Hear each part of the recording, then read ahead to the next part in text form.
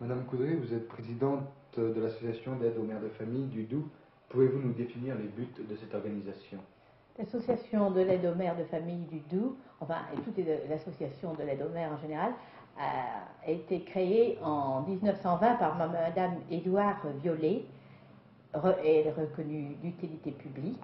Elle a pour but d'envoyer une jeune fille dans un foyer chez une mère fatiguée qui ne peut pas continuer sa tâche familiale parce qu'elle a été arrêtée par une maladie, une naissance ou une grande fatigue.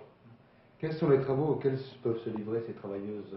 Eh bien, la travailleuse familiale remplace la mère de famille. Elle supplée à la tâche journalière, à l'exception de tous gros travaux. Les travailleuses familiales qui exercent à Besançon sont logées au centre, je crois. Elles sont logées, oui, dans notre foyer, 9 rue Gambetta. Elles rentrent le soir après leur travail. Elles terminent vers 6 heures, sauf s'il y a un biberon à donner ou encore des enfants à garder avant le retour du père.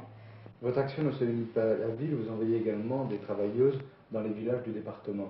Oui, nous avons deux formes de travail, les cas en ville, où alors la travailleuse familiale part le matin et prend quelquefois son repas à midi dans la famille, si elle ne revient pas le prendre au foyer, et revient le soir à 6 heures, tous les soirs, sauf celles qui sont externes, certaines ont leur famille ici, alors elles logent chez leurs parents.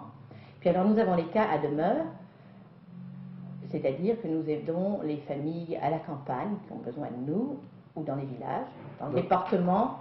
Dans ce cas-là, les jeunes filles sont logées par les particuliers. Elles sont logées par les particuliers, oui. Elles restent, et quelquefois par la mairie.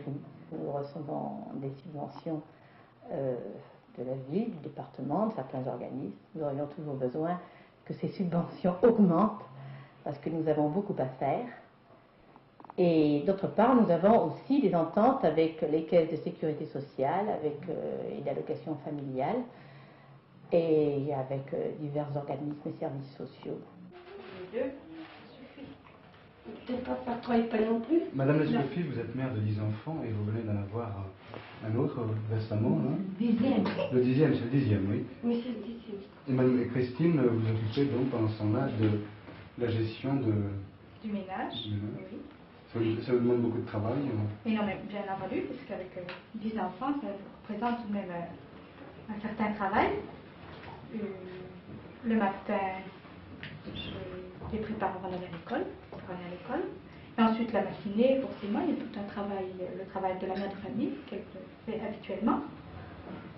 Consiste en un travail ménager courant, les préparations des repas, les repas des 3 enfants, puisqu'il y a 2 jumelles de 1 an, encore 2 biberons à donner, puis le repas de la petite.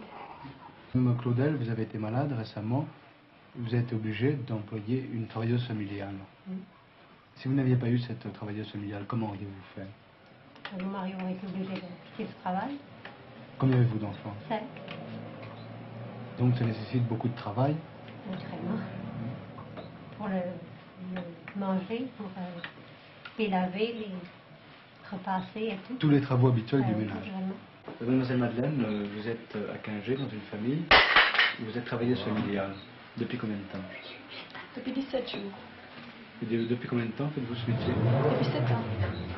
Et si jamais un jour vous avez l'intention de vous marier, pensez-vous continuer dans cette branche? À mi-temps, peut-être.